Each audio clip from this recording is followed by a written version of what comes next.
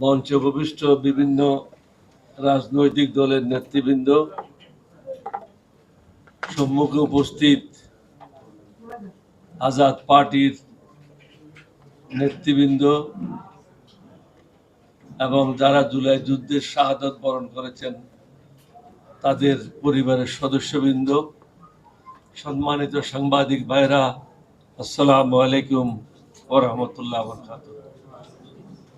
আসলে এত গরম গরম বক্তব্যের পরে আমি কি করব আমি নিজেও চিন্তা করে কুল কিনারা পাচ্ছি না।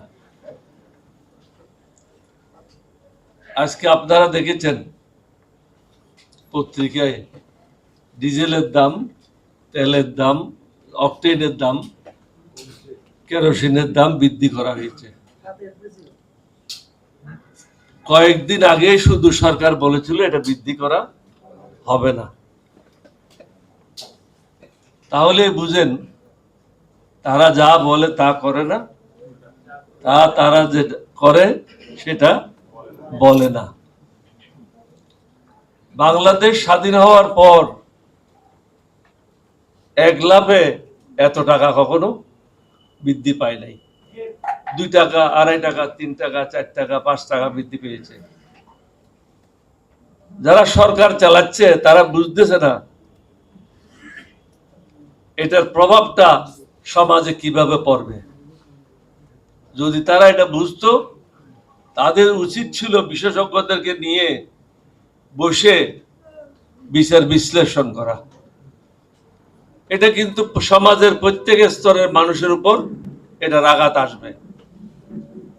গরিব মানুষ আরো গরিব হবে, মধ্যবিত্তরা গরিবের পর্যায়ে চলে যাবে, ধনীরা অবশ্য তাদের যারা ব্যাংকের টাকা লুট করেছে তাদের তো কোনো সমস্যা নাই, তাদের তো নিজের টাকা না পরের টাকা দিয়ে খরচ করবে, তাদের কোনো সমস্যা নেই। তাহলে দেশের অবস্থা কি হবে এটা বোঝার জন্য আপনাদের হয়তো 2-1 দিন অপেক্ষা করতে হবে। যদি মনে করেন যুদ্ধ বন্ধ হয়ে যাবে, আমি একজন যুদ্ধ বিশারদ হিসাবে বলতে পারি ইরানের যে দাবি দাওয়া আছে সেই দাবি দাওয়া না মিটা পর্যন্ত এই যুদ্ধ বন্ধ হবে না। কারণ এই যুদ্ধটা হচ্ছে ইসলাম ভার্সেস খ্রিস্টান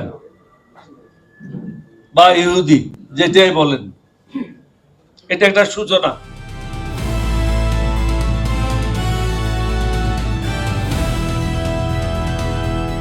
দিনাজপুর টিভি, মানুষের জীবনের কথা বলে।